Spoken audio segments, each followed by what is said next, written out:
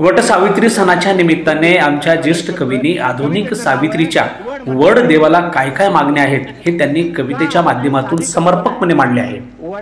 वड देवालाही भवळ येईल असे गोड गुपित नवऱ्याबद्दलची आत्मीयतेचे एक एक पान या कवीने अलगद ठेवले आहे। चला तर मग ऐकूयात आज वटसावित्री सणाच्या निमित्ताने ही वड देवाला साकडे घालणारी कविता। लक्ष इकडे आहे असं समजून मी कविता सादर करतोय। कवितेचं नाव आहे वड म्हणला बाई तुला दोन्ही हात जोडले। का ही नाही साधी कल्पना आहे। वडामधला आणि त्या बाई मधला तो संवाद आहे, बाकी दुसरं तिसरं काही नाही। एक बाई लगबगीनं पूजेसाठी आली। एक बाई लगबगीनं पूजेसाठी आली। भक्तिभावाने वडाला चक्रा मारू लागली। भक्तिभावाने वडाला चक्रा मारू लागली। वड देवा पूजा पदरात घे। वड देवा पूजा पदरात घे।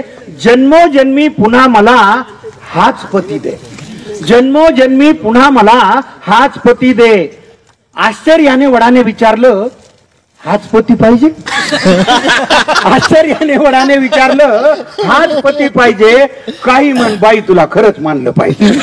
काही म्हण बाई तुला खरंच मानलं पाहिजे। त्याच्यावरती बाई काय म्हणाली, काय करणार वड दादा खूप विचार केला।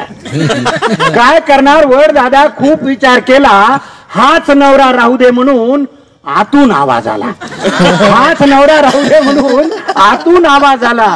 त्याच्यावर तो वड म्हणायला एवढे दुर्गुण असून सुद्धा याचीच निवड केली। एवढे दुर्गुण असून सुद्धा याचीच निवड केली। म्हणून माय मला तुझी फारच दया आली। म्हणून माय मला तुझी फारच दया आली। त्याच्यावरती बाई काय म्हणली, त्याच्यावरती बाई म्हणते वड देवा तसं काहीच नाही। वड देवा तसं काहीच नाही। असं नाही की आमचं बिलकुलच पटत नाही। असं नाही की आमचं बिलकुलच पटत नाही। दुसरा नवरा मागायचा मीही विचार केला। त्या बिचारीनं प्रामाणिकपणे सांगितलं दुसरा नवरा मागायचा मीही विचार केला, पण कल्पनेनच माझा जीव कासावीस झाला। पण कल्पनेनंच माझा जीव कासावीस झाला। जास्तच बिलिंदर निघाल्यावर मग काय करायचं? जास्तच बिलिंदर निघाल्यावर मग काय करायचं? म्हणून म्हणलं याच्यासाठीच वडाभोवती फिरायचं। म्हणून म्हणलं याच्यासाठीच वडाभोवती फिरायचं। तुम्हाला तर माहिती आहे देवा मी काही कमी नाही। तुम्हाला तर माहिती आहे देवा मी काही कमी नाही। बिचाऱ्याच्या डोक्याला केस सुद्धा ठेवला नाही।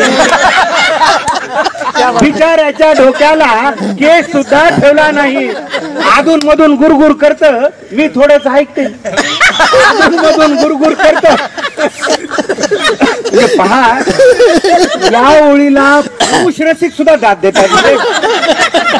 याच्यापेक्षा स्वच्छ मनाची माणसं असू शकतात का? अधून मधून गुरगुर करत मी थोडंच ऐकते। एका कानाने ऐकून दुसऱ्यानं सोडून देते। एका कानानं ऐकून दुसऱ्यानं सोडून देते। माझी आई मला म्हणली नवरा बदलायचा नाही।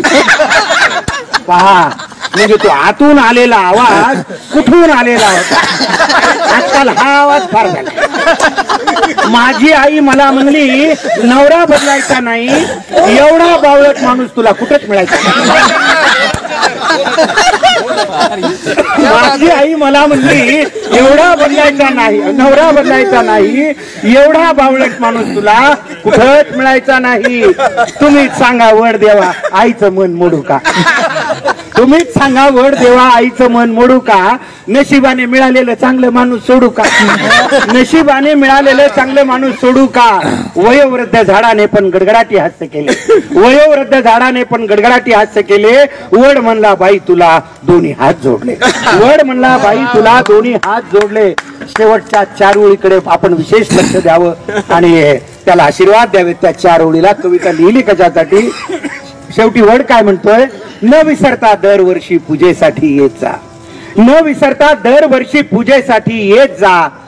झाडांसाठी आयुष्यातला थोडा वेळ देत जा। झाडांसाठी आयुष्यातला थोडा वेळ देत जा। धन्यवाद।